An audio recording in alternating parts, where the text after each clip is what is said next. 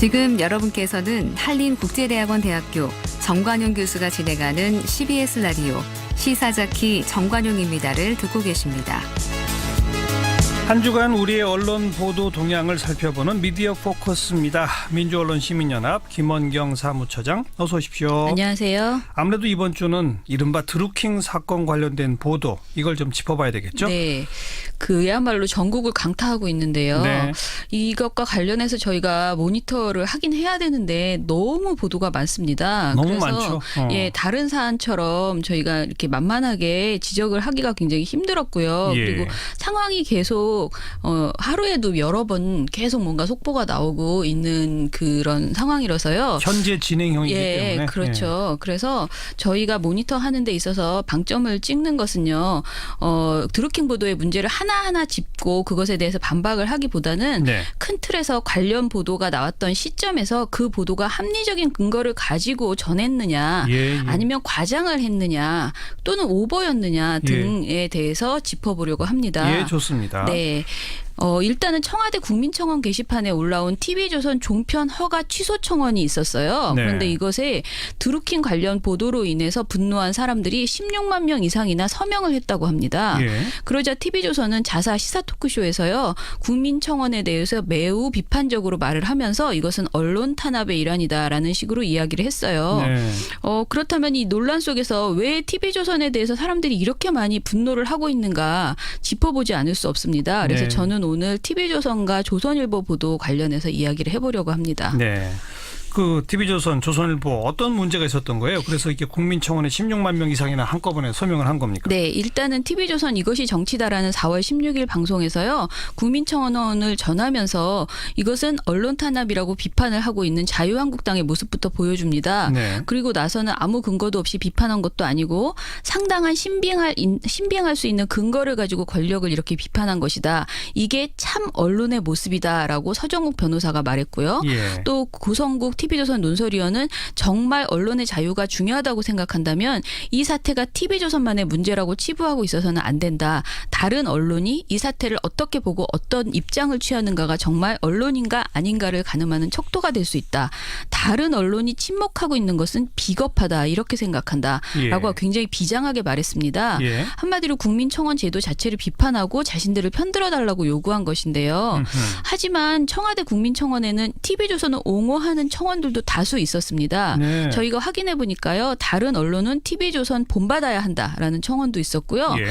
JTBC 종편 취소 청원, TV조선 찬성 청원도 있었어요. 예. TV조선 살려주세요. 진정한 언론 TV조선을 지상파로 승격시켜주세요라는 청원도 있었습니다. 네. 그런데 이 각 청원에 동의하는 국민은 10명 내외에 불과했습니다. 10명? 네. 그런데 현재 제가 오기 전에 확인했을 때 그런데 TV조선은 청와대 국민청원 게시판을 원망하면서 자신들 편을 들지 않는 언론을 이렇게 과민하게 비난한 것이잖아요. 그리고 네. 이제 서명을 했던 국민들을 이제 언론 탄압이라고 생각하고 있는 상황인데요. 저는 이 부분에 있어서 TV조선 보도를 먼저 살펴봐야 된다 이렇게 생각을 한 거고요. 좀 살펴보죠. 네. 일단은 14일 그러니까 드루킹 기소 다음 날인 14일에 조선일보는 일면 보도를 포함해서 7건으로 이 사안을 대서특필했습니다. 네. 제목을 보면 일면은 댓글 조작 민주당원 여 핵심과 비밀 문자였습니다. 사면 보도는 민주당 핵심 댓글 공작 개입 정황 여건서도 사실이면 문정부 타격이라는 제목이었습니다. 예. 제목부터 민주당의 댓글 공작 개입 정황을 명시했고요. 보도 내용에서도 그간 여건에서 보수 세력의 댓글 공작 의혹을 제기했는데 드루킹이 보수 세력이 한 것처럼 보이게 댓글을 조작했고 그 과정에서 여당 핵심 의원과 문자를 주고받았다라는 내용을 보도를 했습니다. 네. 이후에 14일 TV조선 저녁 종합뉴스는 단독 보도라면서 제목이 김경수 의원과 문자 수백 건 주고받아라는 내용이었습니다. 이 보도에서는 경찰은 댓글 공작팀의 주범과 수백 건의 문자를 주고받은 여권 인사가 문재인 대통령의 복심 김경수 의원이라고 확인했다라고 보도했습니다. 김경수 의원 이름이 처음 보도된 게 이거죠. 네네. 예. 그런데 이제 문재인 대통령의 복심 이렇게 강조를 했고요. 예. 그다음에 이런 내용도 있습니다. 사정당국 관계자는 김 씨가 김 의원과 연락할 때 문자든 전화든 텔레그램만을 이용했다며 보안에 극도로 신경 쓴 모습이었다고 말했다라는 내용을 기자가 전했습니다. 네. 조선일보와 TV조선은 여권 핵심 김경수 의원이 댓글 조작 주범과 비밀 문자를 주고받았다는 등 매우 단정적인 표현으로 김경수 의원의 불법 댓글 조작 개입을 강하게 암시하는 보도를 이날 했던 것이죠. 14일 날. 제목부터 비밀 문자 이렇게 딱 돼 있으니까. 네. 예. 보도 제목에서부터 비밀 문자 수백 건이라고 예. 했고요. 예. 심지어 따옴표 처리도 하지 않았습니다. 예. 한마디로 엄청난 의혹을 제기한 셈인데요. 선거 시기에 이런 정도의 내용을 단정적으로 언급할 때에는 그 근거와 개연성이 높아야 한다고 생각하고요. 당사자의 반론도 담았어야 합니다. 네. 그런데 조선일보와 TV조선은 14일 보도에서 이런 수준의 카더락성 포탄을 던지면서 김경수 의원 측의 반론을 담지 않았습니다. 반론이 없었다. 네. 당연히 김경수 의원은 보도 후에 사실 묵은 드루킹의 일방적인 문자였다며 강하게 반발했습니다. 첫 번째 기자회견이었죠. 네. 예. 그러자 TV조선은 다음 날인 15일에 제목이 두 사람 기사 제목 등 주고받아라고 이번엔 따옴표였습니다. 네. 이런 제목의 보도에서 두 사람 간의 텔레그램 메시지에는 대선을 전후해 특정 기사 제목과 기사의 온라인 주소 등이 상당수 포함됐다고 보도를 했고요. 김 씨가 누군가와 협의해 댓글에 대한 호감, 비호감 조작 등을 한 것이다라는 사정당국 관계자의 발언도 덧붙였습니다. 네. 이번에는 김경수 의원이 댓글 조작 주범과 문자를 주고받으면서 댓글 조작을 논의한 것처럼 보도를 한 것입니다. 예. 그러나 김 의원이 10개 이상의 그 기사의 URL을 드루킹에게 보냈다고 해서 지금 거기까지는 확인이 된 거죠. 그 사실이 불법 여론조작 개입 또는 지시를 의미한다고 볼 수 없습니다. 그러니까 불법 여론조작 개입이 증명되기 위해서는 김 의원의 불법 지시 정황이나 금전 등의 그 지원 정황이 있어야 합니다. 그렇죠. 조선일보와 TV조선은 문자나 텔레그램을 주고받았다는 사실 하나만으로 불법 여론조작 개입이라는 중대한 범죄를 예단한 셈입니다. 예. 수사가 진행 중인 상황에 대해서 매우 성급하고 단정적으로 악의적으로 보도했다라는 사실은 분명해 보입니다. 다른 언론들은 좀 다릅니까? 사실은 제가 보기에는 거의 비슷한 논조로 비슷하죠. 보도를 하고 있습니다. 예. 조선일보와 TV조선이 가장 먼저 보도했다는 차이이죠. 예. 김경수 의원이나 민주당의 드루킹 댓글 조작 개입을 제기하지만 현재 김경수 의원과 댓글 조작 개입을 분명하게 입증하는 사실과 개연성은 없는 상황입니다. 지금 수사 중인 상태죠. 네, 대부분의 보도는 그저 어떠냐면 김경수, 민주당, 드루킹 간의 깊은 인연을 강조하는 데 방점을 찍고 있습니다. 네. 그러니까 이들이 친분이 굉장히 깊다라는 것을 강조하기 위해서 여러 가지 사례가 나오는데요. 예를 들면 김경수 의원이 경공모의 안희정 전 지사를 소개했다. 그렇죠. 또는 오사카 총영사 인사를 청탁했다 등을 예. 강조하고 있습니다. 예. 그러나 누군가를 강영자로 추천했다는 것이 친밀한 관계나 불법 지시로 연결되기 어렵습니다. 또 인사청탁도 마찬가지죠. 성사되지 않았고요. 드루킹이 김 의원을 협박했다는 점에서 개연성도 떨어진다고도 볼 수 있습니다.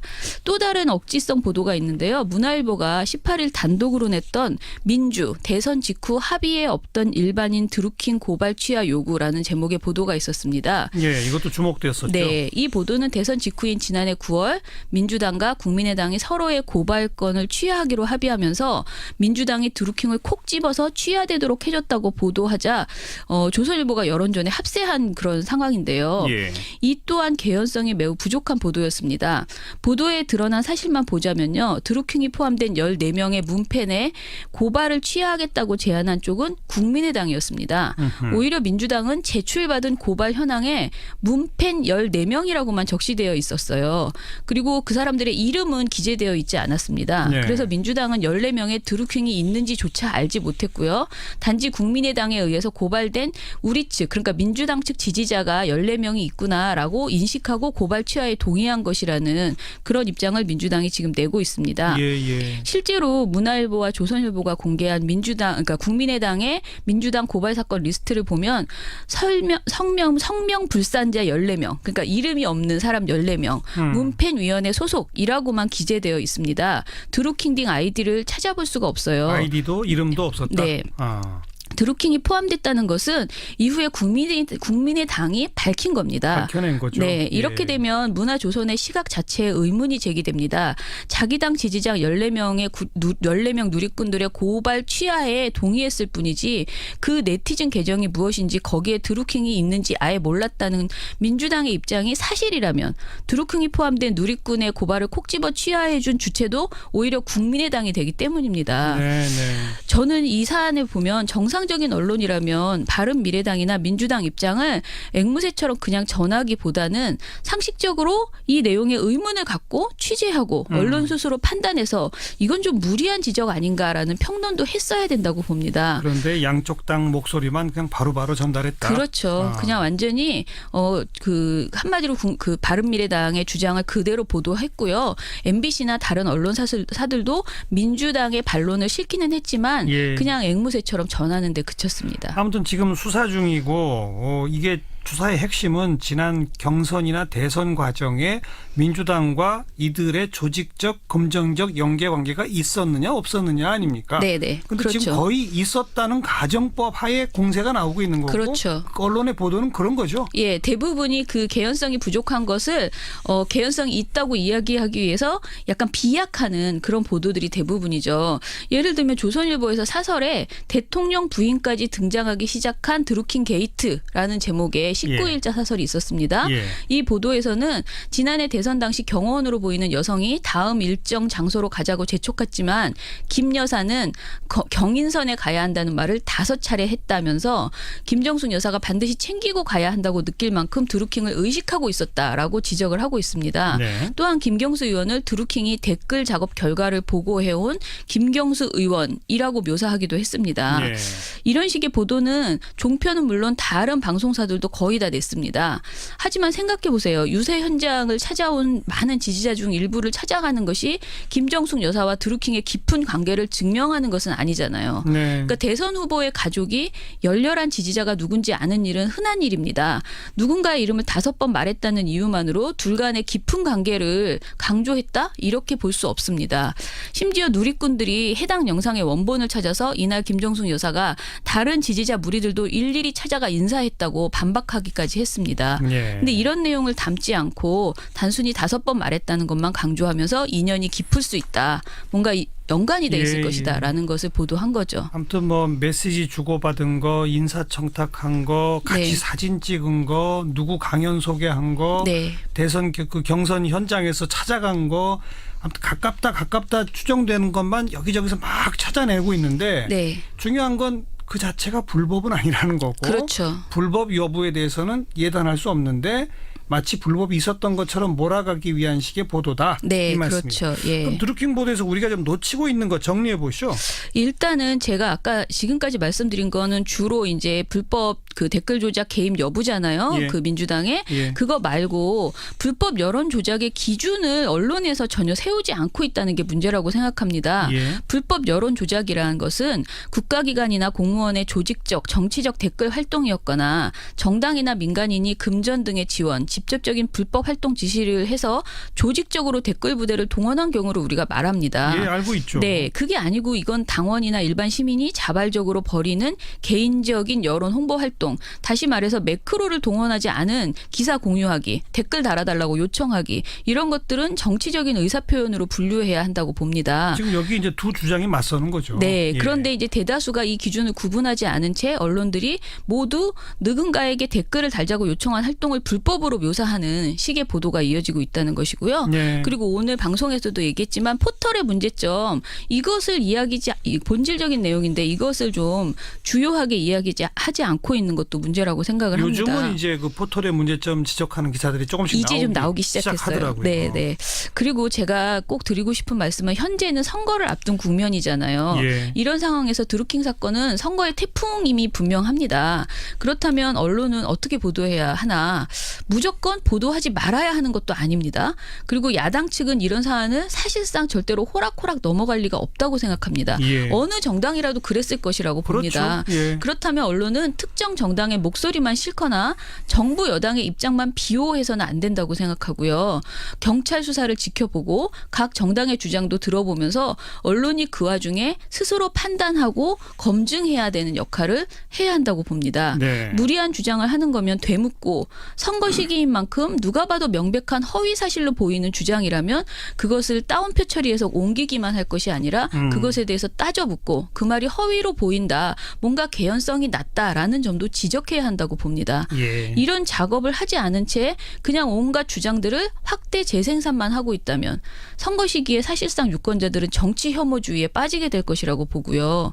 이렇게 보도를 하려면 언론인이 왜 필요한지 저는 의문을 제기합니다. 네, 네, 네. 그냥 각 정치인과 경찰이 각자 자기 주장 발표하고 홈페이지나 페이스북으로 말하면 되잖아요. 그럼 우리가 그걸 보면 되죠.